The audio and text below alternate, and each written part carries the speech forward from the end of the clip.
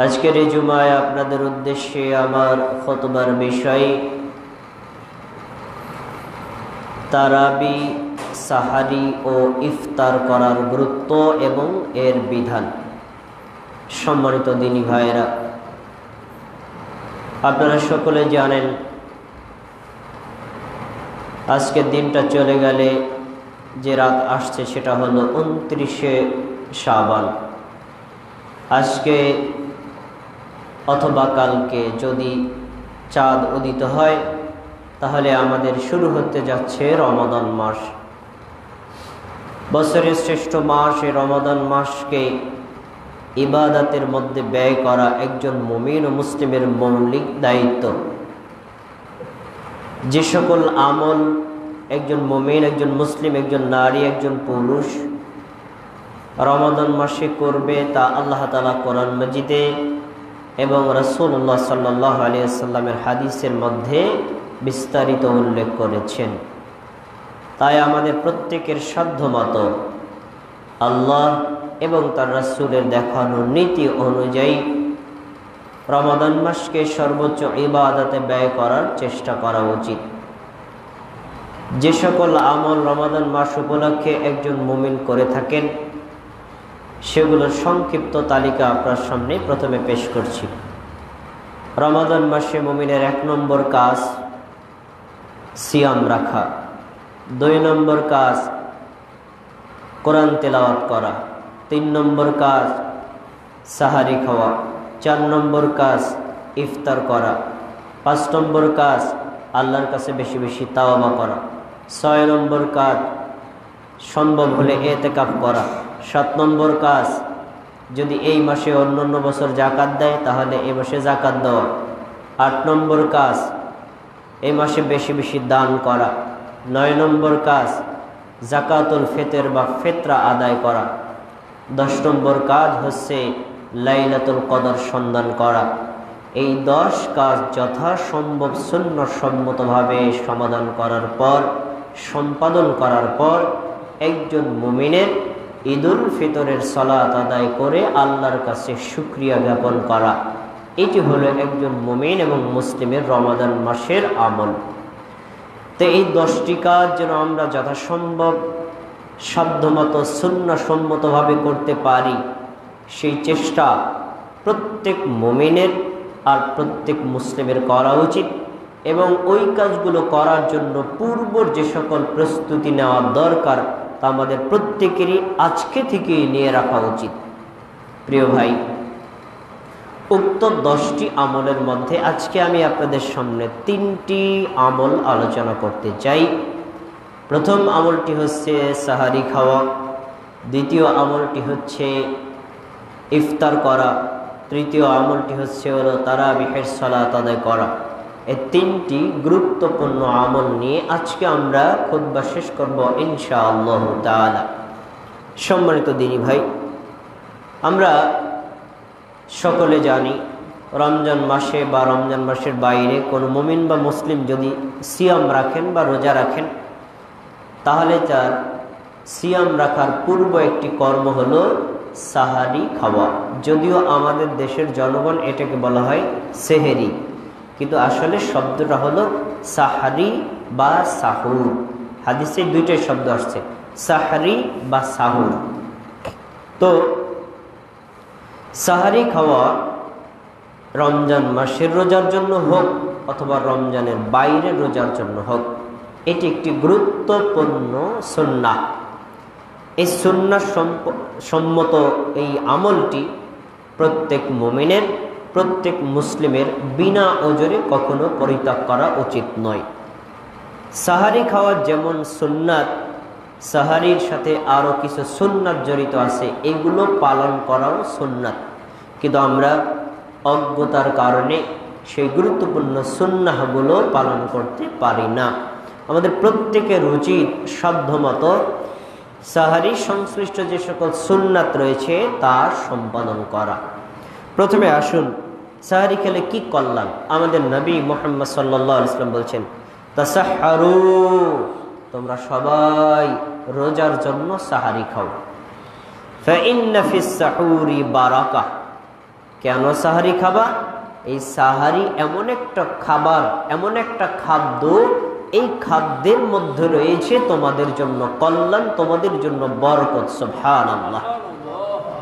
তাহলে সাহারি একটি কল্যাণকর খাবার, একটি বরকতময় খাবার। এটা আসলে প্রত্যেকেরই গ্রহণ করা উচিত। অনেক কল্যাণ বর্ণনা করা যায়, তার মধ্যে একটা বিশেষ কল্যাণ হচ্ছে আপনি যদি ভোরবেলায় সাহারি না খান, নিয়ত করেন আপনার রোজা হয়ে যাবে। ফ্যানগুলো দিয়ে দাও। নিয়ত করেন আপনার রোজা হয়ে যাবে, কিন্তু সাহারি না খেলে আপনার রোজার কষ্ট বেড়ে যাবে। আর সাহারি খেলে আপনার সারাদিনের রোজার কষ্টটা অনেক অংশে কমে যাবে। এটাও একটা বিশেষ কল্যাণ। এরপরে সাহারি খাবেন অন্য একটি বিশেষ গুরুত্বের কারণে, কারণ ইসলাম ধর্ম মানুষের সাথে সামঞ্জস্যশীল ধর্ম। এই ধর্মে মানুষের জন্য যত কল্যাণ তাই বিধান করা হয়েছে। যদি কোনো আল্লাহর বান্দা সাহারি খায়, তাহলে তার এই রোজাটা মুসলিমদের রোজার মতো হবে। আর যদি সে সাহারি না খায়, তাহলে তার এই রোজাটা ইহুদি এবং খ্রিস্টানদের মতো হবে। হাদিস কি? রাসূল সাল্লাল্লাহু আলাইহি ওয়াসাল্লাম বলেন, ফাসলু মা বাইনা সিয়ামিনা ওয়া সিয়ামি আহলাল কিতাবি আকলাতুস সাহর। শোনো, আমরা যারা মুসলিম, আমাদের সিয়াম আর ইহুদি এবং খ্রিস্টানের রোজা উভয়ের মধ্যে পার্থক্য হলো ভোরবেলায় সাহারি খাওয়া। আমরা মুসলিম যারা আছি ভোরবেলায় সাহারি খাই, আর ইহুদি এবং খ্রিস্টান যারা আছে তারা ভোরবেলায় খাবার গ্রহণ করে না। এটা একটা মৌলিক পার্থক্য। আর ইসলাম ধর্মের একটা গুরুত্বপূর্ণ বিধান হলো, আপনি যত ধরনের নেক আমল করবেন, অবশ্যই নেক আমলটা ইহুদি, খ্রিস্টান, বৌদ্ধ, হিন্দু, অমুসলিমদের আমলের বিপরীত হবে। কখনো তাদের সাথে সামঞ্জস্য থাকতে পারবে না। কোনো ব্যক্তি যদি ভোরবেলায় সাহারি না খায়, তাহলে তার রোজাটা ইহুদি খ্রিস্টানদের মতো হয়ে যায়। আর যদি ভোরবেলায় খাবার খায়, তাহলে তার রোজাটা হয় রাসূলুল্লাহ সাল্লাল্লাহু আলাইহি ওয়াসাল্লাম এবং তার সাহাবীদের মতো।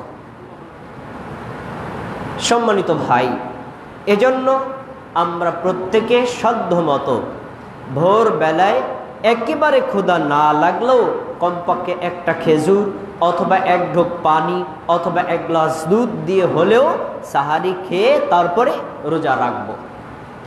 সাহারির সংশ্লিষ্ট একটি গুরুত্বপূর্ণ সুন্নাহ রয়েছে, যা ভারত, বাংলাদেশ, পাকিস্তানে এই সুন্নাহটা মৃত্যুবরণ করেছে।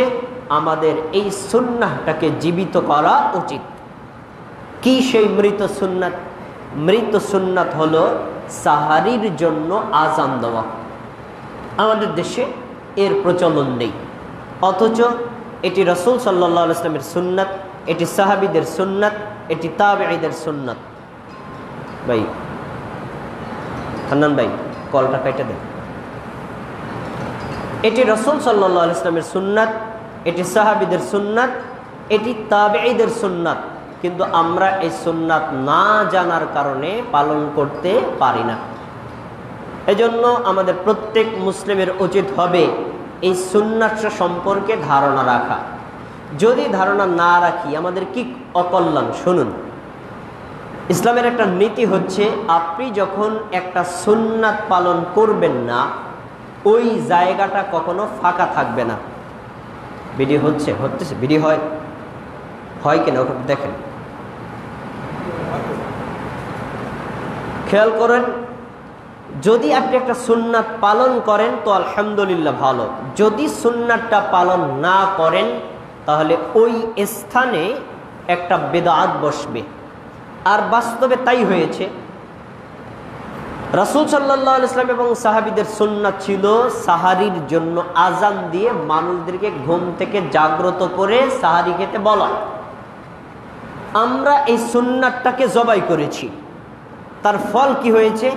সেই জায়গাতে অনেকগুলো বেদাত স্থান পেয়েছে। কি কি বেদাত আছে দেখুন।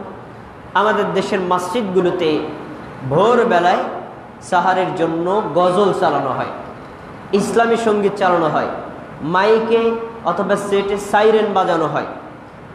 তারপরে কোনো কোনো এলাকায় আছে দল বেঁধে মানুষেরা সাহারির জন্য গান গায়া গায়ে ডাকে। অনেক এলাকায় এরকম আছে গজল গায়া গায়া সুরে সুরে মানুষদেরকে সাহারির জন্য ডাকে। এখন বর্তমানে বেশিরভাগ সময়ে সব মসজিদে দেখা যায় ইমাম, মুয়াজ্জিন বা খাদেম কর্তৃক মসজিদে ঘোষণা করতে দেখা যায় সাহারি খাওয়ার সময় হয়েছে, আপনারা সকলে উঠুন, উঠে সকলে সাহারি খান, সাহারির এই কয় মিনিট সময় বাকি আছে। এইভাবে সাহারির জন্য ডাকা হয়। তো দেখুন, একটা সুন্নাতের অনুপস্থিতিতে কতগুলো বেদাত জন্ম নিয়েছে। এক, সাহারির জন্য গজল গাওয়া। দুই, সাহারির জন্য আপনার ইসলামী সঙ্গীত গাওয়া। সাহারির জন্য মানুষদেরকে ডেকে ডেকে ওঠানো। সাহারির জন্য মাইকে মানুষদেরকে ডাকা। সাহারির জন্য বলা যে এখনো সাহারির সময় হয়েছে, ওঠেন। সাহারির জন্য মানুষদেরকে বলা আরো আধা ঘন্টা বাকি আছে খাওয়ার শেষ, ইত্যাদি বিভিন্ন বেদাত আমরা পালন করছি, যা রাসূল সাল্লাল্লাহু আলাইহি ওয়াসাল্লামের যুগে, সাহাবীদের যুগে, তাবেঈদের যুগে, তাবে তাবেঈদের যুগে, চার মাযহাবের চারজন ইমামের যুগে কখনো ছিল না, নেই, এখন বর্তমানেও থাকা উচিত নয়। কিন্তু আমরা ওই সুন্নাতটাকে ফেলে দেওয়ার কারণে তদের স্থলে এই বেদাতগুলো জন্ম নিয়েছে। অনতিবিলম্বে একজন মুমিনের, একজন মুসলিমের কাজ এই জাতীয় যাবতীয় বেদাতকে বর্জন করে সেই স্থানে সুন্নাত সম্মত আমলটা চালু করা, তা হলো সাহারির জন্য আজান দেওয়া। তবে আলহামদুলিল্লাহ, কোরআন এবং সুন্নাহর প্রসারের কারণে, কোরআন সুন্নাহ সম্পর্কে সতর্ক সচেতন হওয়ার কারণে এখন বাংলাদেশের অনেক মসজিদে রয়েছে যে মসজিদে সাহারির জন্য আজান দেয়। তো এখন অজ্ঞতার কি সমস্যা শুনুন। আমরা যদি এই মসজিদে সাহারির জন্য আজান দেই, আমাদের সমাজের অধিকাংশ মানুষ মনে করবে কি ফজরের আজান দিছে, তখন তারা হয়তো খাওয়া বন্ধ করে ফজরের নামাজ পড়তে আসবে। আর যদি নামাজ পড়তে না আসে তাহলে মনে করবে কি এই যে দেখো ওনারা নতুন একটা বেদাত চালু করছে, এই যে নতুন সিস্টেম চালু করছে, ওনারা দিন দিন গেলেই খালি নতুন নতুন পদ্ধতি চালু করে, যা আমার বাপ দাদা দেখেনি, যারা বড় বড় হুজুররা করে না, আমাদের দেশের আলেমরা করে নাই, কোনো ইমাম করে না, ওনারা এগুলো চালু করছে। প্রিয় ভাই, এগুলো হলো অজ্ঞতার ফসল। আপনি যেটা সম্পর্কে জানেন না, আপনার জেনে নেওয়ার অধিকার আছে, আপনি জেনে জিজ্ঞেস করে নেবেন। কিন্তু আপনি না জেনে মূর্খতা সুলভ রাসূল সাল্লাল্লাহু আলাইহি ওয়াসাল্লাম, সাহাবীদের এবং তাবেঈদের একটা সুন্নাতকে কখনোই অবজ্ঞা করার অধিকার রাখেন না। কারণ হানাফি আলেমদের সম্মিলিত ফতোয়া হলো, কোনো ব্যক্তি যদি একটি সুন্নাত পালন না করে তাহলে তার গুনাহ হবে না, কিন্তু একটা সুন্নাতকে যদি ব্যঙ্গ, বিদ্রূপ, ঠাট্টা মশকরা করে তাহলে সে ইসলাম থেকে বের হয়ে কাফের হয়ে যাবে। এজন্য এই সুন্নাতটা সম্পর্কে আমাদের সতর্ক থাকা দরকার। কখনো আমরা এটাকে ব্যঙ্গ বিদ্রূপ করতে পারি না। দলিল কি শোনেন। সহিহ বুখারী হাদিস নম্বর 617, আব্দুল্লাহ ইবনে মাসউদ রাদিয়াল্লাহু তাআলা আনহু বলেন, রাসূল সাল্লাল্লাহু আলাইহি ওয়াসাল্লাম বলেছেন, ইন্না বিলালান ইউআদ্দিনু বিলাইলিন ফাকুলু ওয়াশরাবু হাত্তা ইউনাদিয়া ইবনে উম্মে মাকতুম। রাসূল সাল্লাল্লাহু আলাইহি ওয়াসাল্লাম সাহাবীদেরকে বলছেন, হে সাহাবীরা শোনো, বেলাল আজান দেয় হলো রাত্রি বেলায়। বেলালের আজানের কণ্ঠ যদি তোমরা শুনতে পাও, তোমরা পানাহার বন্ধ করবা না, তোমরা পানি পান করতে থাকো, খাবার গ্রহণ করতে থাকো, সাহারি খেতে থাকো, হাত্তা ইউনাদিয়া ইবনে উম্মে মাকতুম, যতক্ষণ পর্যন্ত আব্দুল্লাহ ইবনে উম্মে মাকতুম আজান না দেয়। কারণ আব্দুল্লাহ ইবনে উম্মে মাকতুম আজান দেয় ফজরের, আর বেলাল রাদিয়াল্লাহু তাআলা আনহু আজান দিতেন সাহারির। একটা হাদিস। সহিহ বুখারীর আরেকটা হাদিস 621, রাসূল সাল্লাল্লাহু আলাইহি ওয়াসাল্লাম বলেন, লা ইয়ামনাআন্না আহাদাকুম আযানু বিলালিন মিন সুহুরি। হে আমার সাহাবীরা, তোমরা শোনো, বেলালের আজান যেন তোমাদেরকে সাহারি খেতে বারণ না করে। তার মানে বেলালের আজান শুনলেও তোমরা পানি পান করতে থাকবা, খাবার খেতে থাকবা, সাহারি খেতে থাকবা। কারণ কি? তিনি আজান দেন দুটো কারণে। এক নম্বর হলো লিয়ারজিআ কাইমাকুম ওয়া লিয়ুনাব্বিহ নাইমাকুম। বেলাল দুটা কারণে আজান দেন। এক নম্বর, যে সকল মুসলমানরা ভোর বেলায়, শেষ রাতে অথবা মধ্যরাতে তারাবিহ সলাতে রত রয়েছে, তারাবিহ সলাত আদায় করতে করতে মানে ফজর হয়ে গেল, সাহারির সময় চলে গেল, এরকম যেন না হয়। ওনাদেরকে সতর্ক করছেন, আমি এখন আজান দিলাম, এখন তোমরা তারাবিহ সলাত বন্ধ করে গিয়ে সাহারি খাও। 1 নম্বর। 2 নম্বর, ওয়ালিয়ুনাব্বিহ কায়েমাকুম, যারা তারাবিহ সালাত আদায় করে না ওই সকল লোকদেরকে ঘুম থেকে জাগ্রত করা, তোমরা এখন ঘুম থেকে ওঠো, উঠে তোমরা সাহারি খাও। তাহলে বেলালের আজানটা ছিল ফজরের নয়, তার আজান ছিল কি সাহারির। আর আব্দুল্লাহ ইবনে উম্মে মাকতুমের আজান ছিল ফজরের। রাসূলের জামানায় মসজিদে নববীতে 2 জন মুয়াজ্জিন ছিলেন, বেলাল রাদিয়াল্লাহু তাআলা আনহু, আব্দুল্লাহ ইবনে উম্মে মাকতুম রাদিয়াল্লাহু তাআলা আনহু। বেলাল রাদিয়াল্লাহু তাআলা আনহু আজান দিতেন ফজরের নয়, বরং ওটা দিতেন সাহারির জন্য। এজন্য ওই সাহারির জন্য আজান দেওয়া রাসূলের জামানায় এটা হলো সুন্নাতে বেলালি। আর ফজরের আজান দিতেন হলো আব্দুল্লাহ ইবনে উম্মে মাকতুম। তিনি যখন আজান দিতেন সময় হয়ে যেত ফজরের, সাহারি খাওয়ার সময় শেষ, এখন আর কেউ সাহারি খেতে পারবে না। প্রিয় ভাইয়েরা, আলহামদুলিল্লাহ রাসূল সাল্লাল্লাহু আলাইহি ওয়াসাল্লামের যুগ থেকে শুরু করে আজ অবধি পর্যন্ত মক্কা মদিনায় এই সাহারির আজান এখনো চলছে আলহামদুলিল্লাহ। কিন্তু অজ্ঞতার কারণে, মূর্খতার কারণে, বর্বরতার কারণে, কোরআন হাদিস চর্চার অভাবে আমাদের দেশের হুজুররা তো জানেই না, সাধারণ মুসলিমরা এই সুন্নাহ সম্পর্কে কোনো খোঁজ খবরই রাখে না। তাই অনতি বিলম্বে আমাদের প্রত্যেকের উচিত সাহারির জন্য যত বেদাতি আহ্বান আছে সব বন্ধ করে দিয়ে সুন্নাত সম্মতভাবে আজান চালু করা। প্রিয় ভাইয়েরা, আপনাদের অজ্ঞতার কারণে, আপনাদের না জানার কারণে আমরা হয়তো এই সুন্নাতটা এখন চালু করতে পারতেছি না। তবে আলহামদুলিল্লাহ এখন মানুষ অনেক সচেতন হচ্ছে, আবার ভবিষ্যতে আরো হবে ইনশাআল্লাহ। আপনারা শুনে রাখেন, টুডে আর টুমরো, আজ অথবা কাল, এই সালাফি আকীদা, আহলে হাদিসের আকীদা এবং মানহাজে চলে যে সকল মসজিদ, প্রত্যেকটা মসজিদে ইনশাআল্লাহ এই সাহারির জন্য এই সুন্নাত সম্মত আজান চালু করা হবে ইনশাআল্লাহ। প্রিয় ভাই, এবার আমরা আসুন একটু আলোচনা করি ইফতার সম্পর্কে। রমজানে একজন মুসলিমের, একজন মুমিনের যতগুলো গুরুত্বপূর্ণ আমল রয়েছে তার মধ্যে একটা গুরুত্বপূর্ণ আমল হচ্ছে ইফতার করা। প্রিয় ভাই, ইফতার করা একটা সুন্নাত। এই সুন্নাতটা বিনা কারণে কোনো মুসলিম কখনো বর্জন করবে না। ইফতার করা যেমন সুন্নাত, তার চাইতেও বেশি গুরুত্বপূর্ণ সুন্নাত হচ্ছে ইফতারটা তাড়াতাড়ি করা। ইফতার করা একটা সুন্নাত, আর ইফতার তাড়াতাড়ি করা এটা তার চাইতেও বেশি গুরুত্বপূর্ণ সুন্নাত। কিন্তু আমাদের দেশের মুসলিমরা ইফতার করেন, ইফতারের সুন্নাত পালন করেন, কিন্তু তাড়াতাড়ি ইফতার করার সুন্নাত পালন করেন না। তো শুনুন ইফতার সম্পর্কে আল্লাহ রাসূল সাল্লাল্লাহু আলাইহি ওয়াসাল্লামের হাদিস। আমি ইফতারের ফজিলত বয়ান করব না, কারণ আপনারা ইফতারের ফজিলত সকলে জানেন। আমরা যদি কোনো ব্যক্তিকে ইফতার করাই, তো ওই ব্যক্তি সারাদিন সিয়াম পালন করে যে নেকিটা পেল, আমি যদি তাকে ইফতার করাই, সারাদিন সিয়াম পালন করে যে নেকি পেয়েছে, আমি ইফতার করালেই সেই পরিমাণ নেকি পেয়ে যাব। সুবহানাল্লাহ। অনেকে আছে আমাদের সমাজের, অনেক মহিলারাই চিন্তা করে, তো আমি সারাদিন রোজা রেখে যে নেকি পেলাম, আপনি আমার ইফতার করায় যদি সেই পরিমাণ নেকি নিয়ে যান, তাহলে তো আপনার ইফতার আমি খেতে পারবো না, কারণ আমার নেকি তো আপনি নিয়ে যাবেন, তা আমি পাবো কি? আমি তো শূন্য। শুনুন আমার মা এবং বোন, আল্লাহর ভান্ডারের নেকির কোনো অভাব নাই। আপনি যদি কারো ইফতার খান, আল্লাহ তাআলা আপনাকে সিয়ামের নেকি পূর্ণ দিবেন, আর যার ইফতারটা গ্রহণ করলেন আল্লাহ তাকেও পরিপূর্ণ নেকি দিবেন। সুবহানাল্লাহ। প্রিয় ভাই, ইফতার করা একটা সুন্নাত সম্মত আমল। আমরা সবাই ইফতার করি, কিন্তু ইফতারটা তাড়াতাড়ি করি না, যা ছিল রাসূল সাল্লাল্লাহু আলাইহি ওয়াসাল্লামের জরুরি ঘোষণাকৃত একটা সুন্নাত। শোনেন হাদিস, রাসূল সাল্লাল্লাহু আলাইহি ওয়াসাল্লাম বলেন, লা ইয়াজালুদ্দীনু যাহিরান, লা ইয়াজালুন নাসু, লা ইয়াজালুদ্দীনু যাহিরান মা আজ্জালান নাসুল ফিতরা। এই ইসলাম ধর্ম ততদিন পর্যন্ত বিজয়ী থাকবে, শক্তিশালী থাকবে, ক্ষমতাবান থাকবে।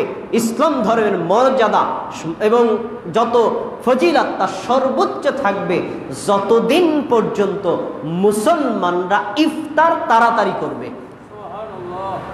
তার মানে ইফতার যদি তাড়াতাড়ি করে, ইসলাম ধর্মে থাকবে পৃথিবীর অন্য ধর্মের উপর বিজয়ী। আর ইফতার যদি দেরি করে করে, তাহলে ইসলাম অন্যান্য ধর্মের থেকে হবে পরাজিত। আর আজকে তাই হয়েছে। মুসলমানরা, অধিকাংশ মুসলমান দেরি করে ইফতার করে, যার প্রভাবে আমরা জানি বর্তমানে সবচাইতে ক্ষমতাশালী ধর্ম হচ্ছে খ্রিস্টান ধর্ম, সবচাইতে ক্ষমতাশালী ধর্ম হচ্ছে ইহুদি ধর্ম। ইহুদি খ্রিস্টানদের কাছে মুসলমানরা কিছুই না। কেন? আমরা তাড়াতাড়ি ইফতার করি না, তাই। দেখেন, মাত্র ছোট্ট একটা সুন্নাত, কিন্তু সুন্নাতের পাওয়ার কত বেশি। একটা সুন্নাত পালন করলে ইসলামকে আল্লাহ বিজয়ী করে দিবেন। পরের হাদিসের শেষে বলেছেন, সুনানে আবু দাউদের হাদিস, বলছেন লিআন্নাল ইয়াহুদা ওয়ান নাসারা ইউআখিরুনা। শোনো, ইহুদি জাতি আর খ্রিস্টান জাতি তারাও রোজা রাখে, তারাও ইফতার করে। তখন তারা যখন ইফতার করে, তারা সব সময় ইফতার দেরি করে করে। এবার একটু খেয়াল করেন, তাড়াতাড়ি ইফতার করা রাসূলের সুন্নাত, সাহাবীদের সুন্নাত, তাবেঈদের সুন্নাত, চার মাযহাবের ইমামের সুন্নাত, এবং এই তাড়াতাড়ি ইফতার করা মুসলিম জাতির সুন্নাত। ঠিক এর বিপরীত, দেরি করে ইফতার করা ইহুদিদের স্বভাব, দেরি করে ইফতার করা খ্রিস্টানদের স্বভাব। এখন আপনি কোনটা সিদ্ধান্ত নেবেন? আপনি কি মুসলিম না ইহুদি? আপনি কি মুসলিম না খ্রিস্টান? আপনি যদি মুসলিম হন, তাহলে আপনি তাড়াতাড়ি ইফতার করবেন। আপনি যদি মুসলিম না হন, তাহলে আপনি সিদ্ধান্ত নিতে পারেন ইহুদি এবং খ্রিস্টানদের মতো দেরি করে ইফতার করবেন। তাহলে ভয়ঙ্কর কথা পাওয়া গেল, যদি কোনো ব্যক্তি দেরি করে ইফতার করে, তার রোজা, তার ইফতারটা ইহুদি খ্রিস্টানদের মতো হয়। আরেকটি হাদিস শোনেন, রাসূল সাল্লাল্লাহু আলাইহি ওয়াসাল্লাম বলেন যে লা ইয়াজালুন নাসুল খায়রা মা আজ্জালাল ফিতরা। মুসলিম জাতি ততদিন পর্যন্ত কল্যাণের মধ্যে থাকবে, ততদিন পর্যন্ত মঙ্গলের মধ্যে থাকবে, ততদিন পর্যন্ত মর্যাদার মধ্যে থাকবে, যতদিন পর্যন্ত মুসলমানরা তাড়াতাড়ি ইফতার করবে। তাহলে দুটো ফজিলত পেলাম। তাড়াতাড়ি ইফতার করলে মুসলমানদের জাতীয় কল্যাণ, তাড়াতাড়ি ইফতার করলে মুসলমানদের সমগ্রভাবে ইসলামকে বিজয়ী করা হবে। আমরা তো তাড়াতাড়ি ইফতার করার ফজিলতটা জেনে নিলাম। এবার তাড়াতাড়ি করার অর্থটা কি? ভালো মতো বসে। তাড়াতাড়ি করার অর্থটা কি?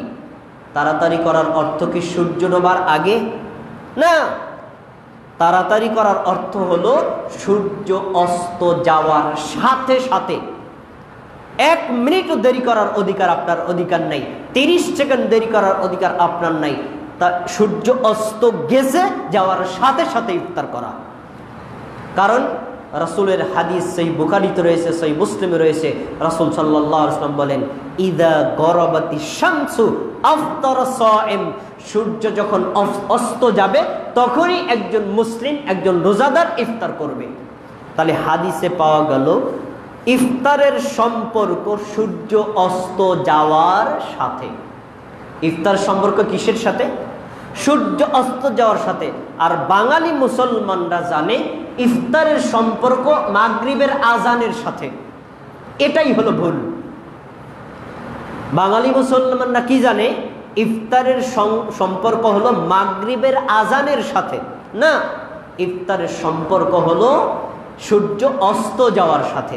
দেখেন রাসূলের হাদিস, আয়েশা রাদিয়াল্লাহু তাআলা আনহাকে একজন তাবী প্রশ্ন করছেন যে, মা আয়েশা, রাসূলের 2 জন সাহাবীর 2 ধরনের আমল আছে, আমি কোন আমলটা গ্রহণ করব? বলেন তো কি কি আমল?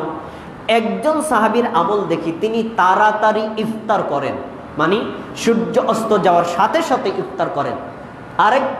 তার আরেকটা অভ্যাস হলো, তাকে দেখি সালাতের ওয়াক্ত হলেই সাথে সাথে তিনি সালাত আদায় করেন, আর দেরি করেন না, আউয়াল ওয়াক্তে সালাত করেন।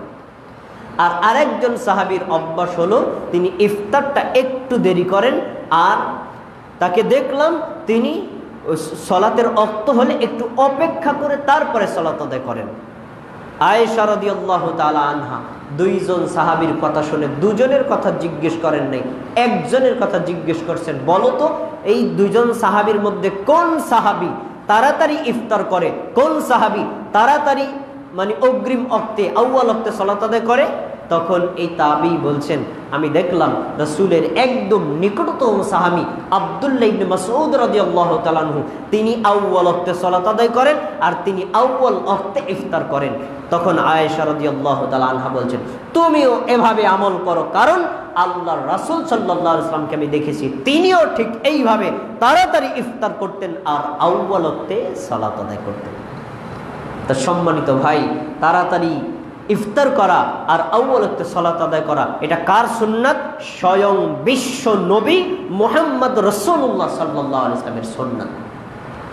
এবার সম্মানিত দিনী ভাই, আপনি তাড়াতাড়ি ইফতার করার মধ্যে আর দেরি করে ইফতার করার মধ্যে পার্থক্যটা খুব মনোযোগের সাথে বুঝেন। আগামীকালের কথা বলছি। আগামীকালকে বাংলাদেশের টাইম অনুযায়ী সূর্য অস্ত যাবে 6টা 17 মিনিটে। আপনারা কি সবাই আমার কথা শুনছেন? একটু মনোযোগ দিয়ে শুনতে হবে, নাহলে বুঝবেন না। সূর্য অস্ত যাবে 6টা 17 মিনিটে। কততে? 6টা 17 মিনিটে। তো এখন 6টা 17 মিনিটে সূর্য অস্ত যাবে আর মাগরিবের আজান হবে তার 3 মিনিট বা 4 মিনিট পরে। তার মানে 6টা 20 মিনিটে অথবা 6টা 21 মিনিটে আজান হবে। এখন আপনি 6টা 17 মিনিটে ইফতার করবেন না 6টা 21 বা 20 মিনিটে ইফতার করবেন? 6টা 17 মিনিটে। কেন করবেন? এর কারণ হলো আপনার ইফতার করার সম্পর্কটা হলো সূর্য অস্ত যাওয়ার সাথে, আজানের সাথে নয়। কারণ মাগরিবের আজান 3 মিনিট 4 মিনিট পরে, কারণ সূর্যাস্তের 10 মিনিট পরে হতে পারে। আপনি কি 10 মিনিট পর্যন্ত অপেক্ষা করবেন? না। তবে হ্যাঁ, আজানের সাথে সাথে ইফতার করা যায়। কোন জায়গাতে? যেই এলাকাতে সূর্য অস্ত যাওয়ার সাথে সাথে আজান দেওয়া হয়, যেমন মক্কা এবং মদিনা। সৌদি আরবের যে সকল মসজিদগুলো রয়েছে প্রত্যেকটা মসজিদে রমাদান মাসের ক্যালেন্ডার ফলো করা হয়। সূর্যাস্ত 6টা 17 মিনিটে, আজানও 6টা 17 মিনিটে। এখন আপনি ইফতার করবেন কি আজানের আগে? না, আজানের সাথে। কেন করছেন? উনি আজানটা দিয়েছেন ইফতারে, মানে সূর্যাস্তের সাথে, এজন্য আপনি ইফতারটা করলেন আজানের সাথে। কিন্তু বাংলাদেশে ইসলামী ফাউন্ডেশন যে সাহারি ইফতারের টাইম করছে না, দেখবেন ওখানে লেখা আছে সূর্যাস্ত 6টা 17 মিনিট, ইফতার 6টা 20 মিনিট। নিচে লেখা আছে সতর্কতার জন্য 3 মিনিট ইফতার দেরিতে করা হলো। এই যে সতর্কতার জন্য 3 মিনিট দেরি করলেন, এই দেরি করাটাই হলো ইহুদি খ্রিস্টানদের চরিত্র।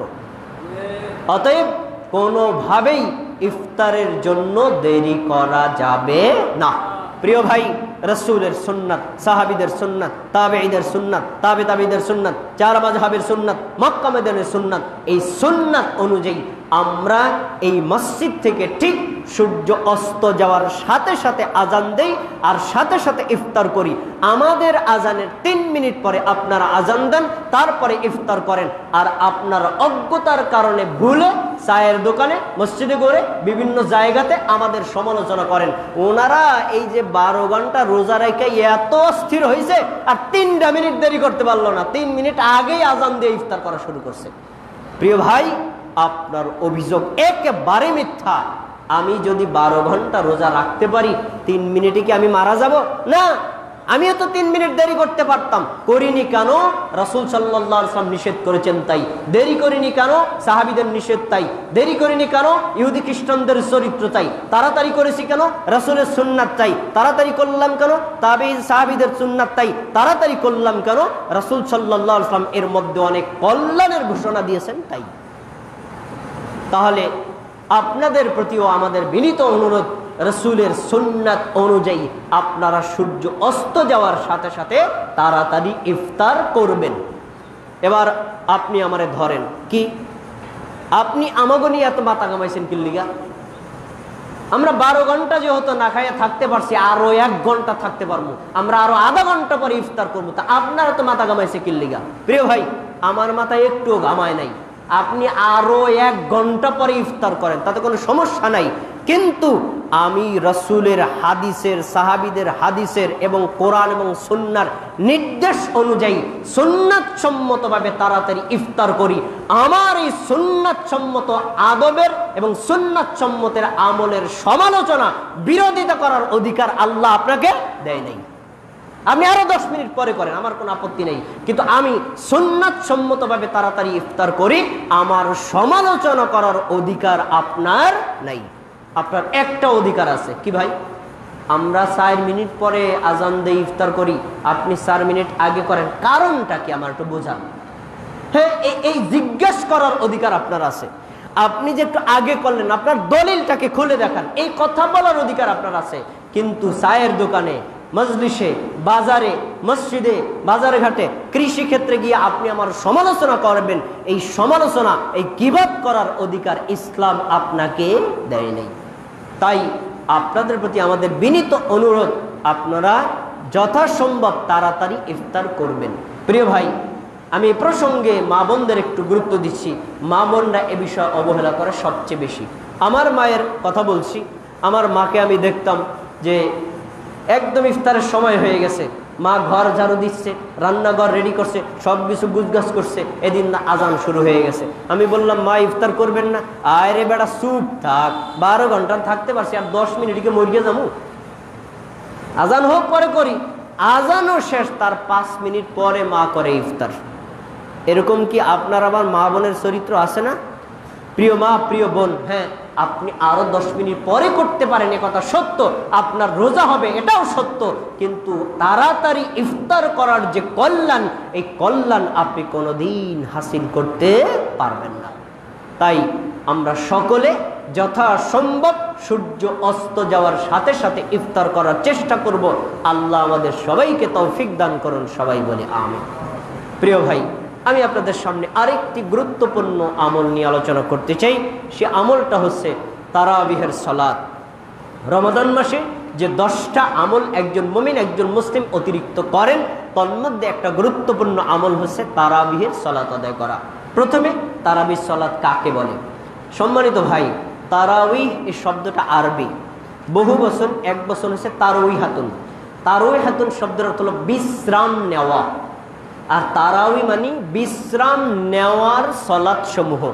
তার মানে তারাবি সলাত হলো 2 রাকাত করে দীর্ঘ কেরাতে, দীর্ঘ রুকুতে, দীর্ঘ সেজদায় এবং সব কিছু কাজ শান্তভাবে আপনি যে সলাতটা রাত্রিবেলায় আদায় করেন, আদায় করে যে আপনি ক্লান্তি বোধ করেন, তো মাঝে মাঝে একটু বিশ্রাম নিয়ে নিয়ে যে সলাতটা আদায় করেন, এই সলাতকে বলা হয় সলাতুত তারাউই। এই সলাতুত তারাউই, এই তারাউই শব্দটা কোন হাদিসের মধ্যে নেই। আছে কোথায়? হাদিসের কিতাবের অনুচ্ছেদে আছে। কোথায়? হাদিসের কিতাবের অধ্যায়ের মধ্যে, কিন্তু হাদিসের ইবারতের মধ্যে নেই। কারণ এই শব্দটা রাসূলের জামানায় ছিল না, সাহাবীদের জামানায় ছিল না। কি ছিল সে তাদের জামানায়? তাদের জামানায় ছিল সলাতুল লাইলি ফি রমাদান, কিয়ামুর রমাদান, এই 2টা শব্দ। এজন্য যে হাদিসের মধ্যে সলাতুল লাইলি ফি রমাদান, রমাদান মাসের রাতের সলাত, এ কথাটা থাকবে, ওটাই হলো তারাবিহের সলাত।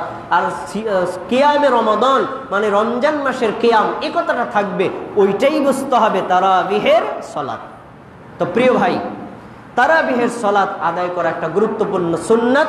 আপনি যদি এই সলাত সুন্নাত সম্মতভাবে আদায় করেন, আপনার জন্য বিশাল ফজিলত রয়েছে। সহিহ বুখারীর একটা হাদিস আপনাকে শোনাচ্ছি।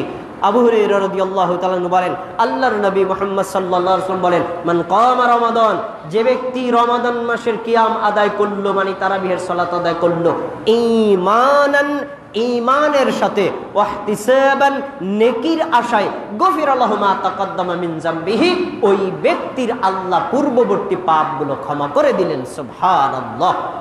দেখেন, আমলটা সুন্নাত, কিন্তু তার ফজিলত এত বেশি, এই আমলের কারণে আল্লাহ তার পাপ ক্ষমা করে দেন।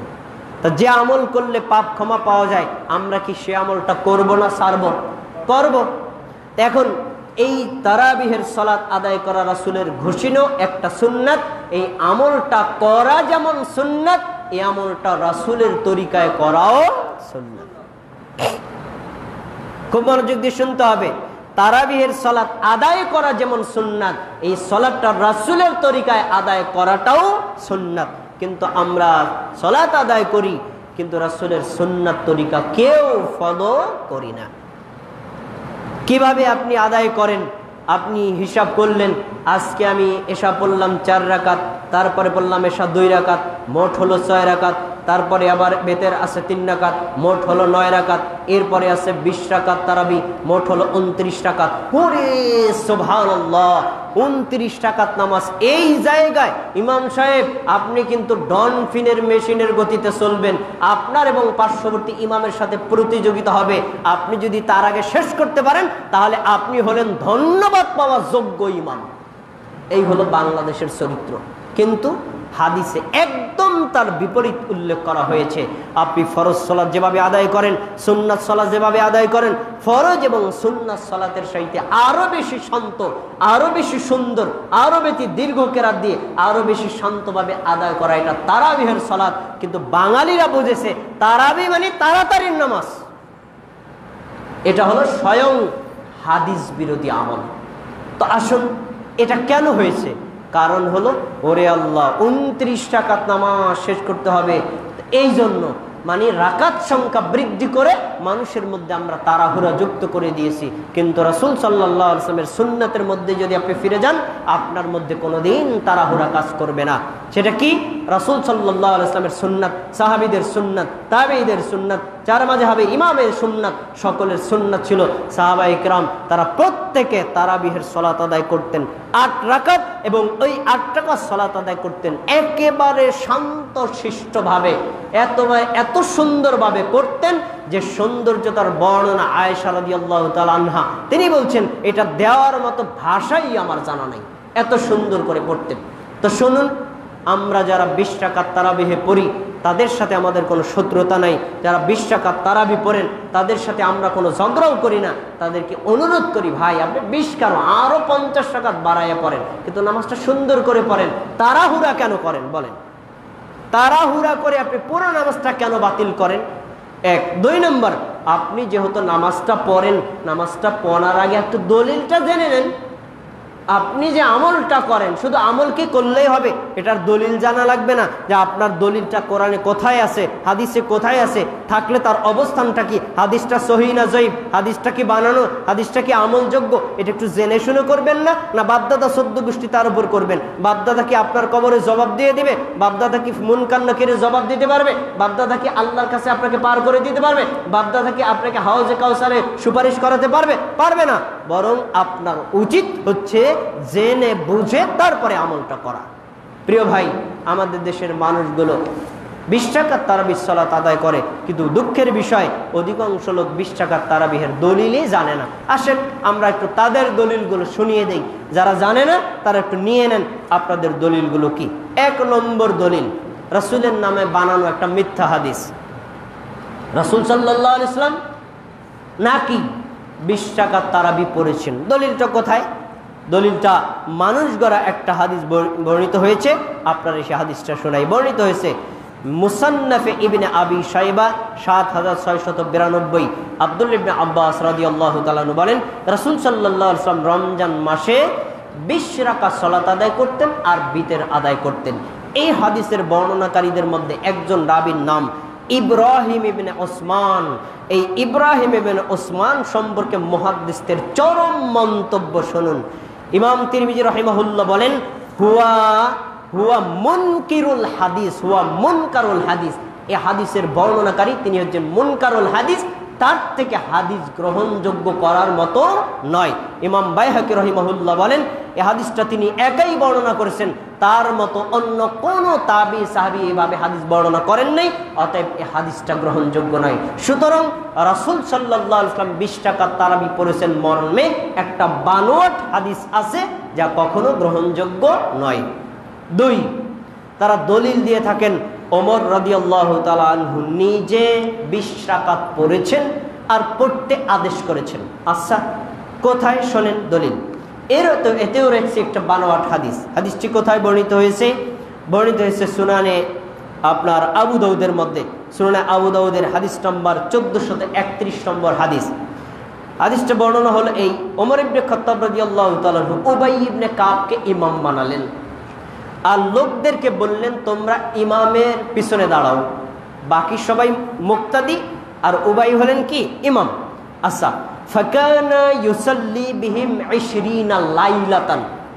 হাদিসের শব্দ হচ্ছে উবাই ইবনে কাব রাদিয়াল্লাহু তাআলা আনহু সাহাবীদেরকে নিয়ে প্রথম রাত থেকে শুরু করে 20 রাত পর্যন্ত সালাত আদায় করালেন। এখানে শব্দটা হচ্ছে 20 লাইলাতান রাত।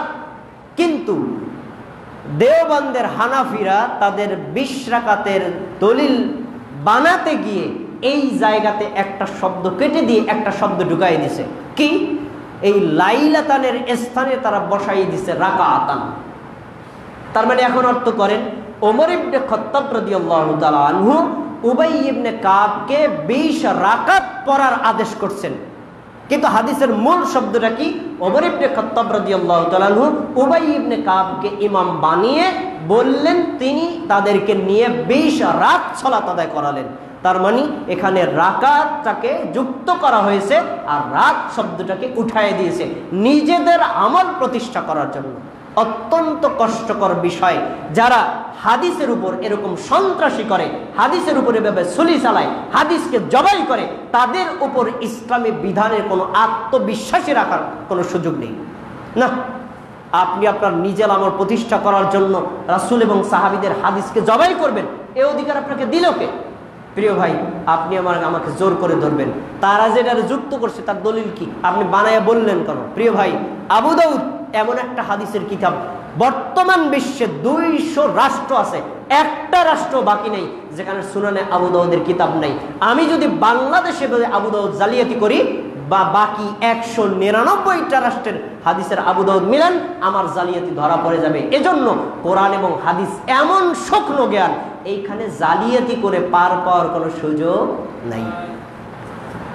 তো দেওবান থেকে যে আবু দাউদটা বের করা হয়েছে, এছাড়া কি অন্য কোনো দেশে নাই? আপনি লেবানন, তারপর বৈরুত, তারপর সৌদি আরব, এরপরে মিডল ইস্টের অন্যান্য দেশের আবু দাউদ মিলান, ওই সকল আবু দাউদের সাথে দেখা যায় ওখানে শব্দটা রয়েছে লাইলাতান মানে রাত, আর ওনারা যুক্ত করে দিয়েছেন রাকাতান মানে 20 রাত। একটা মিথ্যা হাদিস। আচ্ছা, এবার যান আরেকটি জয়ীফ হাদিস। হাদিসটি বর্ণিত হয়েছে কোথায়? হাদিসটি বর্ণিত হয়েছে মুয়াত্তায়ে মালিকে, হাদিস নম্বর 250। ইয়াজিদ ইবনে রোমান রাহিমাহুল্লাহ তিনি বলেন, কানান নাসু ইয়াকুমুনা ফি জামানি ওমর ইবনে খাত্তাব রাদিয়াল্লাহু তাআলা ফি রমাদান বি 23 রাকাতান। ওমর ইবনে খাত্তাব রাদিয়াল্লাহু তাআলা আনহুর জামানায় মানুষেরা রমজান মাসে 23 রাকাত নামাজ পড়তো বিতের সহ। তা বিতের 3 রাকাত বাদ দেন, থাকে কত? 20 রাকাত। তার মানে তিনি বোঝাতে চাইলেন ওমরের জামানায় 20 রাকাত তারাবি পড়া হতো। এই হাদিসের যিনি বর্ণনাকারী তার নাম হচ্ছে ইয়াজিদ বিন রোমান। এই ইয়াজিদ বিন রোমান সম্পর্কে মুহাদ্দিসদের মন্তব্য শোনেন। একজনের মন্তব্য আমি বলছি, একজন হলে তিনি বলছেন যে ইয়াজিদ বিন রোমানের জন্ম ওমর ইবনে খাত্তাব রাদিয়াল্লাহু তাআলা আনহুর মৃত্যুর পরে। তার মানে তিনি কিভাবে দেখলেন ওমরের জামানায় মানুষ 20 রাকাত পড়ে? তিনি তো ওমরের জামানায় জন্মই নেন নাই। এজন্য এই হাদিসটা ইরসাল করা হয়েছে, একজন ব্যক্তির নাম বাদ দেওয়া হয়েছে হাদিসটার মধ্যে ত্রুটি থাকার কারণে। অতএব এই মুরসাল যায়ীফ হাদিস গ্রহণযোগ্য নয়। এরপরে নেন আরেকটি হাদিস, আলী রাদিয়াল্লাহু তাআলা আনহুর নামে প্রচলিত। আলী রাদিয়াল্লাহু তাআলা আনহুর লোকদেরকে যে 5 সালামে 20 রাকাত নামাজ পড়ার জন্য আদেশ করেছিলেন, এটি বর্ণিত হয়েছে সুনানে বাইহাকিতে। এই হাদিসটার সনদ গ্রহণযোগ্য নয়। ইমাম বাইহাকি নিজেই বলেন অফি হাযাল ইসনাদি দাঈফুন, এই হাদিসের সনদটা দুর্বল, এই হাদিসের সনদ সহিহ নয়। প্রিয় ভাই, এই হলো হাদিসের অবস্থা। এবার আসুন আপনাদের জন্য সারাংশ কথা বলি। হাদিসের যত কিতাব রয়েছে সবচেয়ে প্রসিদ্ধ হাদিসের কিতাব বুখারী, কোনো 20 রাকাতের দলিল নাই। প্রসিদ্ধ হাদিস মুসলিম, 20 রাকাতের দলিল নাই। প্রসিদ্ধ হাদিস আবু দাউদ, 20 রাকাতের দলিল নাই। প্রসিদ্ধ হাদিস ইবনে মাজাহ, 20 রাকাতের দলিল নাই। প্রসিদ্ধ হাদিস নাসাই, 20 রাকাতের দলিল নাই। প্রসিদ্ধ হাদিস তিরমিজি, এখানে 20 রাকাতের দলিল আছে। তবে এই দলিলটা রাসূল সাল্লাল্লাহু আলাইহি ওয়াসাল্লামের আমল নয়। কাদের আমল? ইমাম তিরমিজি বলছেন যে এই আমলটা হচ্ছে মক্কা মদিনাবাসীদের আমল। মদিনাবাসীর অভিমত কি? মদিনাবাসীদের অভিমত হচ্ছে রমজান মাসের নামাজ পড়বে রাতে 41 রাকাত বেতের সহ। কোথায় বলছে? সূরা আবু দাউদ হাদিস নাম্বার 806। 41 রাকাত কিভাবে? আপনি তারাবি পড়বেন 20 রাকাত, ভোর রাতে আবার তাহাজ্জুদ পড়বেন 8 রাকাত, 20 আর 8 কত হইল? 38। এখন বেতের পরে 3 রাকাত, মোট কত হইল? এই হলো 41। এটা কাদের অভিমত? মদিনাবাসীদের অভিমত। আর মক্কাবাসীদের অভিমত হলো রমজান মাসে তারাবির সালাত হলো 20 রাকাত। এই হাদিসের বর্ণনাকারী যিনি বলছেন যে ইমাম শাফি রাহিমাহুল্লাহ বলেন, আমি মক্কাবাসীদেরকে পেয়েছি তারা 20 রাকাত তারাবি পড়তেন এবং এখনো মক্কায় 20 রাকাত তারাবি পড়া হয়। আচ্ছা, এই যে হলো 20 রাকাত তারাবির দলিল। আচ্ছা, এই দলিলটার উপর আমল করবেন? আলহামদুলিল্লাহ, আমরাও করব। আপনি করলে আমি করবো না? করব। তবে আপনি এটা কিসের দলিল দিলেন? মক্কা মদিনার দলিল। আচ্ছা, আপনাকে একটা কথা বলি, আপনি তো ধর্ম পালন করবেন হয় কোরআন হাদিসের দলিল দিয়ে আর না হয় মক্কা মদিনার দলিল দিয়ে। আপনি কোনটা দিয়ে করবেন? একটাই আসেন। যদি আপনি কোরআন হাদিসের দলিল দিয়ে করেন আপনার এই দলিল টিকবে না, পয়েন্ট 1। 2 নম্বর, আপনি যদি মক্কা মদিনার দলিল দিয়ে পালন করতে চান তাহলে আপনাকে আমি বলবো যেইটা মক্কা মদিনার সাথে আপনার মেলে আপনি ওইটা নেবেন, আর যেটা মিলবে না ওটারে কেন ছাড়বেন? ওইটাও ধরেন। আচ্ছা, মক্কা মদিনার মতো 20 রাকাত পড়বেন, আমি পড়বো। হ্যাঁ, মক্কা মদিনায় 20 রাকাত তারাবিহের সালাত আদায় করা হয় শান্তশিষ্টভাবে। প্রত্যেকটা সূরা, প্রত্যেকটা আয়াত, প্রত্যেকটা হরফ সুন্দর করে বোঝা যায়। আপনারা পড়েন তাড়াতাড়ি করে। আপনারা 20 রাকাত পড়েন 20 মিনিটে, আর মক্কা মদিনায় 20 মিনিট পরে 2 ঘন্টায়, 1.5 ঘন্টায়। মক্কা মদিনায় 20 রাকাত তারাবি পরে আপনি পড়বেন, সেখানে তারাবির সালাতের পরে বেতের মাঝে মধ্যে পরে 1 রাকাত। আপনি কি পড়েন না? মক্কা মদিনায় রফুল ইয়াদাইন করে মক্কা মদিনার ইমান, আপনি করেন? তা করেন না। মক্কা মদিনায় মুসল্লিরা সবাই জোরে আমিন বলে, আপনি বলেন? তা বলেন না। মক্কা মদিনায় এখানে সব দলের মুসল্লিরা স্বাভাবিকভাবে যার যার মতো নামাজ পড়ে। আপনার মসজিদে পড়তে পারে না। আপনার মসজিদে 8 রাকাত পড়লে আপনি তাকে মসজিদ থেকে বয়কট করেন। আপনার মসজিদে জোরে আমিন বললে আপনি তাকে বয়কট করেন। আপনার মসজিদে বুকে হাত বাঁধলে আপনি তাকে বয়কট করেন। তো মক্কা মদিনার ওইটুকু কেন নেবেন? সবই নেন, সব নেন। তো মক্কা মদিনায় যেইটুকু তোমার স্বার্থে ভালো লাগে ওইটা গ্রহণ করবা, বাকিটা নেবে কে? তাহলে মক্কা মদিনার আমল যদি আপনি করতে চান সবগুলো করেন, আলহামদুলিল্লাহ, আমাদের কোনো আপত্তি নাই। মক্কা মদিনায় ভোরবেলা সাহারির জন্য আজান দেয়, আপনি আপনার মসজিদ থেকে একবার দিয়ে দেখান না, দেখি কেমন করেন আপনি মক্কা মদিনার আনুগত্য। পারবেন না ভাই। এজন্য মক্কা মদিনা দলিল নয়, দলিল এবং কোরআন ও হাদিস। কোরআন এবং হাদিসের আমল যদি মক্কা মদিনার সাথে না মেলে, বাংলাদেশের সাথে তো মেলে, তো বাংলাদেশের নিয়ম অনুযায়ী করতে হবে। কারণ ইসলাম মক্কা মদিনা দলিল নয়। হ্যাঁ, মক্কা মদিনার যে আমলগুলো কোরআন হাদিস সম্মত আপনি সেই দলিলগুলো আনুগত্য করতে পারবেন। এবার আসুন এর বিপরীত হলো 8 রাকাত তারাবিহের সালাত, যা সুস্পষ্ট হাদিস দ্বারা প্রমাণিত, কিন্তু আপনারা অনেকে না বুঝে অজ্ঞতার কারণে তার বিরোধিতা করেন। আমি আপনাকে দলিল দেব রাসূল সাল্লাল্লাহু আলাইহি ওয়াসাল্লামের প্রমাণিত সুস্পষ্ট উজ্জ্বল তারকার মতো জ্বলন্ত সূর্যের মতো স্পষ্ট হাদিস, স্পষ্ট দলিল, কিন্তু আপনারা অজ্ঞতার কারণে, চরম অন্ধভক্তের কারণে এটার বিরোধিতা করেন। হাদিস নেন, রাসূল সাল্লাল্লাহু আলাইহি ওয়াসাল্লাম নিজে 8 রাকাত তারাবি সালাত পড়েছেন। পয়েন্ট 1, রাসূল সাল্লাল্লাহু আলাইহি ওয়াসাল্লাম 8 রাকাত তারাবি পড়তে সাহাবীদের আদেশ করেছেন।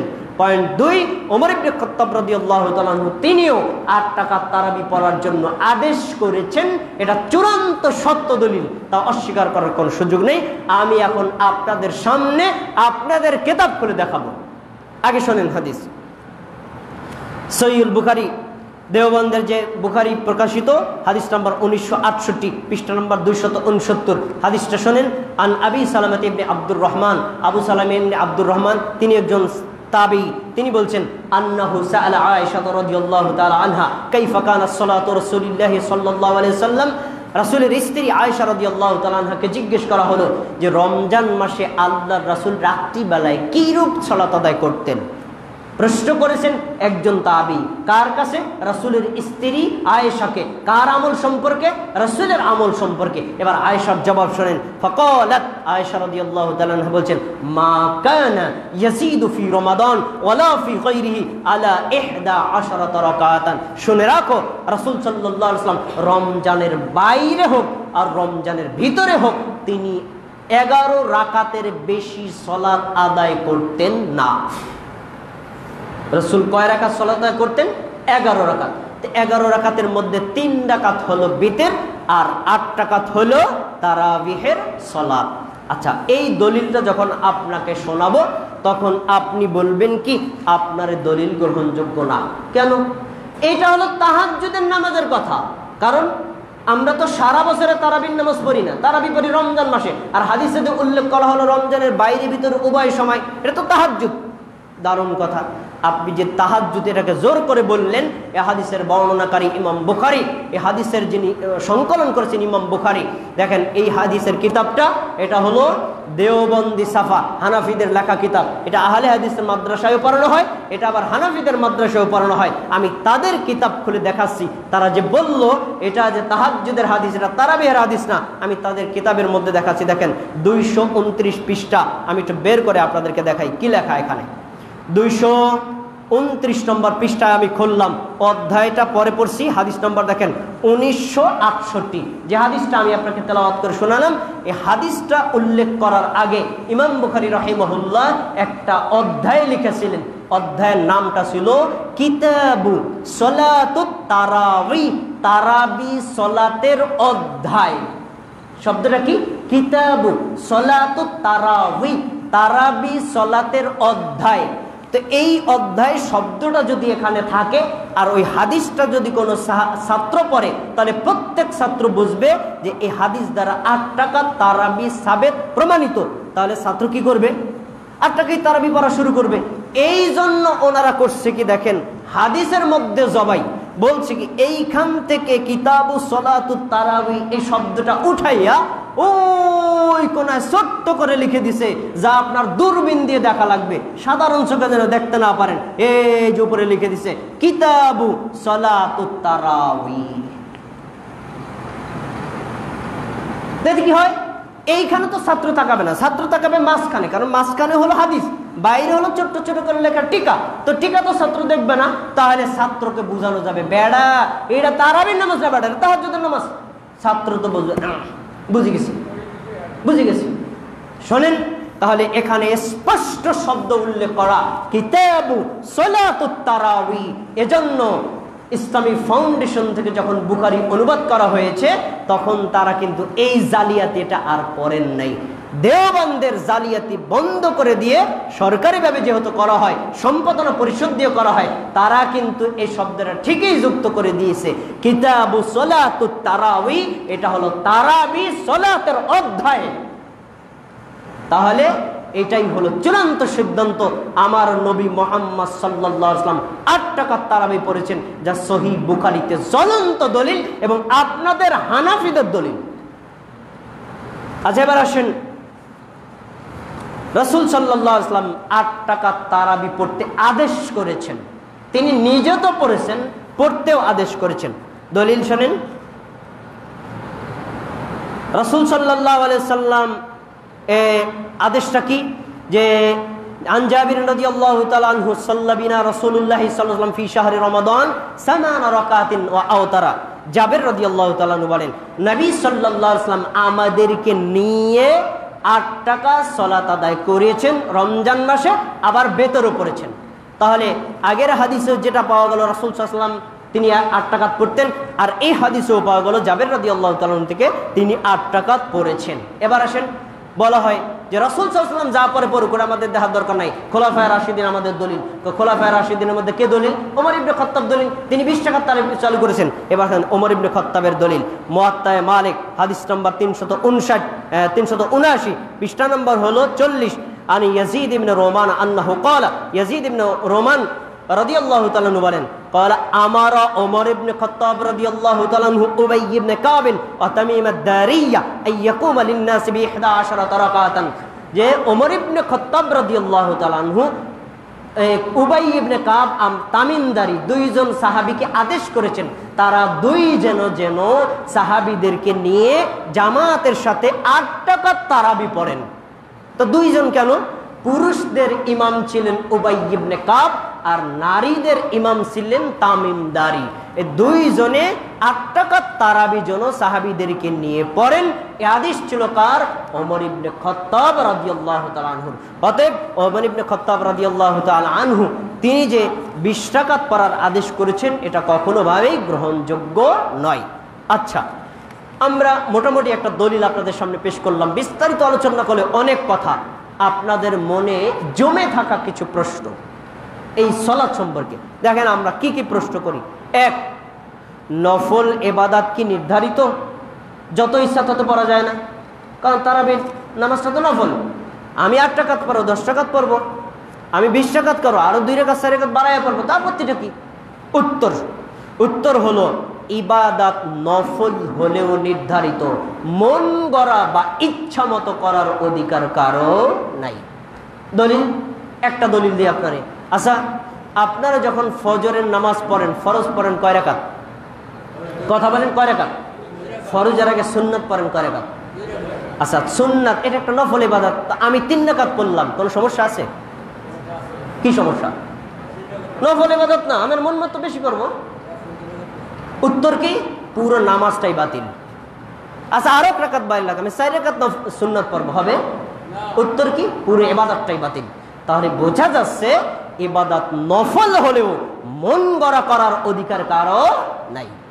2 নম্বর, কোনটি বেশি নেকি? 8 টাকাতে বেশি না 20 টাকাতে বেশি নেকি? কারণ 8 রাকাত নামাজ কম আর 20 রাকাত নামাজ বেশি, তো নামাজ যত বেশি নাকি তত বেশি। তা আপনারা নেকি কেন কমাতে চান? আমরা 20 রাকাত পর আরো 12 রাকাতে বেশি নাকি পাইতেছি। উত্তর, প্রিয় ভাই, বেশি আমল করলে বেশি নাকি এটা হলো মানুষের বানানো কথা। বরং আমল কম হোক আর বেশি হোক, রাসূলের মতো করাই সবচেয়ে বেশি নাকি। তিনি যা করেছেন, তিনি যদি 1 করে 1-এ বেশি, তিনি যদি 100 করে 100-ই বেশি। রাসূল যদি 1 করে, আপনি যদি 100 করেন, ওই 100-র কোনো মূল্য নেই। তাহলে ইবাদত মন গড়াবে বাড়ালে নেকি বেশি বাড়ে, এটা ভ্রান্ত কথা। এরপরে 3, মক্কা মদিনায় 20 রাকাত পড়া হয়, তো আপনারা কেন 8 রাকাতের কথা বলছেন? তার জবাব তো একটু আগে দিয়ে দিছি। হ্যাঁ, মক্কা মদিনায় যদি আপনি দলিল হয়, মক্কা মদিনার সবগুলো নেন, স্বার্থ মতো একটা নিয়েন না। পয়েন্ট 4, প্রতি রাতে জামাতে পড়েন কেন? রাসূল সাল্লাল্লাহু আলাইহি ওয়াসাল্লাম তো সারা রমজান মাসে জামাতে পড়েন নাই। আপনারা যে বলেন রাসূলের সুন্নাত অনুযায়ী 8 রাকাত পড়বো, তো রাসূল তো পুরো রমজান মাসে জামাতে পড়েন নাই, মাত্র 3 রাত পড়ছেন, আর 27টা সবাই যার যার মতো পড়ছেন। তা আপনারা নিয়মিত পড়েন কেন? উত্তর একদম সহজ, কেন নিয়মিত করি তার অনুমোদন হাদিসে উল্লেখ করা আছে। খশিতু আন তুফতারাদ আলাইকুম, আমি প্রতি রাত জামাতে এজন্য পড়ালাম না, হয়তো আল্লাহ এই তারাবির নামাজ ফরজ করে দিতে পারেন, তখন তোমরা পড়তে পারবে না, এজন্য আমি জামাতে পড়লাম না।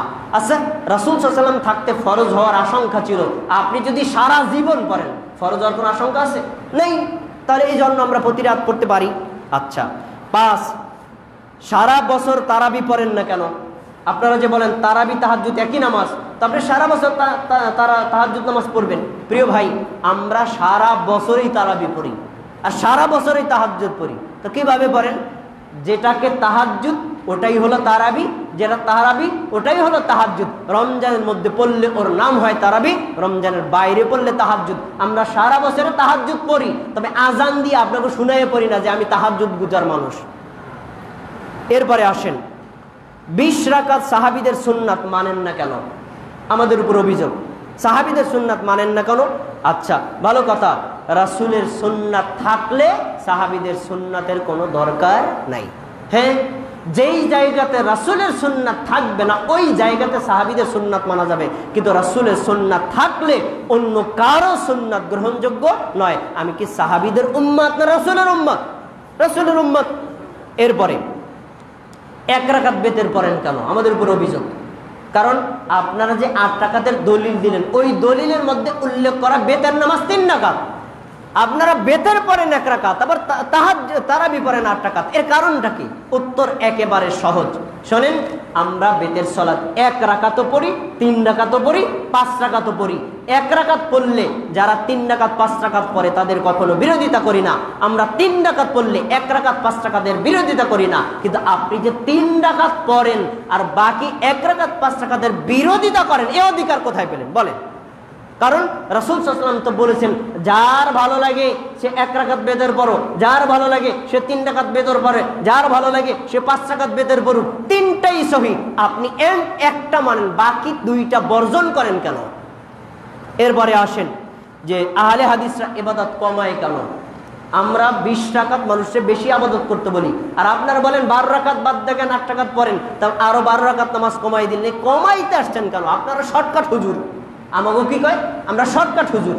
প্রিয় ভাই শোনেন, আমরা ইবাদত কমাই না, বরং আমরা বলি ইবাদত কম হোক আর বেশি হোক, প্রত্যেকটা ইবাদত রাসূলের মতো করতে হবে। তো রাসূল সাল্লাল্লাহু আলাইহি ওয়াসাল্লাম যদি কম করে আপনি কম করবেন, তিনি যদি বেশি করেন তাহলে আপনি বেশি করতে পারবেন। পরে 20 রাকাত কি নাজায়েজ? এটা একদম সর্বশেষ। 20 রাকাত কি নাজায়েজ? আপনারা পড়তে বাধা দেন কেন আমাদের কাছে? আপনারা বলেন। আচ্ছা, উত্তর একদম সহজ, 20 রাকাত নাজায়েজ না। আপনি যদি 500 রাকাত পারেন 500 রাকাত পড়বেন, কিন্তু জেনে নেন এটা সুন্নাত নয়। এটা জায়েজ হতে পারে কিন্তু সুন্নাত নাই। একজন মুমিন, একজন মুসলিম সব সময় তার ইবাদতগুলো রাসূলের সুন্নাত মতো করবে, জায়েজের মধ্যে কখনো ঢোকার চেষ্টা করবে না। তা আমরা সুন্নাত অনুযায়ী আমল করি, আমরা জায়েজের মধ্যে আমল করি না। সবশেষ, আপনারা 20 রাকাতের বিরোধিতা করেন কেন? আমাদের উপর অভিযোগ। উত্তর একদম সহজ, আপনারা 8 রাকাত বিরোধিতা করেন কেন বলেন? আমরা কোনো দিন কাউকে 20 রাকাতের বিরোধিতা করতে বলি না, আর করিও না। কারণ আমরা 8 রাকাত পড়েছি, পড়ে চলে গেছি। এখন আমাদের মসজিদে, আহলে হাদিস মসজিদে যদি আপনি 20 রাকাত আরো 40 রাকাত বয়ে পড়েন, মসজিদ থেকে আপনাকে কেউ বের করে দিবে না। কিন্তু আপনার মসজিদে আমি 8 রাকাত করে বের হয়ে গেলাম, পরের দিন বললেন যে এই মসজিদে আর আসতে পারবি না, এই পাওয়ার আপনাকে দিল কে বলেন? কারণ আমি রাসূলের সুন্নাত অনুযায়ী আমল করেছি। রাসূলের সুন্নাত অনুযায়ী আমল করলে যে লোকটা বাধা দেয়, সেই বাধাটা মূলত আমাকে দিল না, স্বয়ং রাসূলকে দেওয়া হলো। আর যে রাসূলের বিরোধিতা করে, সে যতই রাসূলের উম্মত দাবি করুক, রাসূলের উম্মতের তালিকায় থাকতে পারবে না। সবশেষ 8-20-এর তর্ক সব বাদ। ভাই, আপনি 20 রাকাত পড়তে চান পড়েন, 8 রাকাত পড়তে চান পড়েন, আরো বাড়ানো মনে চায় বাড়ান, আরো কমাতে মনে চায় কমান। কিন্তু একটা অনুরোধ কি শুনবেন? যে বিষয়ে কোনো দ্বিমত নাই, আহলে হাদিস, হানাফি, শাফি, হাম্বলি, মালিকি, কারো কোনো দ্বিমত নাই, সবাই একমত, নামাজটা হতে হবে সুন্দর করে। সুন্দর করে কি? আয়েশা রাদিয়াল্লাহু তাআলা আনহা বলছেন, ইউসাল্লি আরবান ফালা তাসআল আন হুসনিহিন্না ওয়া তুলিহিন্না। আল্লাহর নবী মুহাম্মদ সাল্লাল্লাহু আলাইহি ওয়াসাল্লাম তারাবির সালাত 2 রাকাত করে 4 রাকাত পড়লেন, এত সুন্দর করে পড়লেন, এত দীর্ঘক্ষণ কিরাত দিলেন, এত দীর্ঘক্ষণ রুকু করলেন, রুকু থেকে এতক্ষণ দাঁড়িয়ে থাকলেন, 2 সিজদার মাঝখানে এতক্ষণ বসে দোয়া করলেন। আমি এই বর্ণনা যদি দিতে চাই, ওই ভাষাই আমার জানা নাই, তাহলে নামাজটা কত সুন্দর ছিল। এজন্য আপনাদের অনুরোধ করি ভাই, আপনারা মেশিনের গতিতে নামাজ পড়া আপনার নামাজটা নষ্ট করেন না। আপনারা যে কয় রাকাত পড়েন, আপনারা শান্ত শিষ্ট সুন্দরভাবে করেন, যেন আল্লাহ আপনাদের আমলগুলো কবুল করে। আজকের এই খুতবায় আমরা যে কথাগুলো শুনেছি, আল্লাহ আমাদের হৃদয়ে গ্রথিত করে রাখার তৌফিক দিন এবং এগুলো আমল করার তৌফিক দান করুন। আমিন।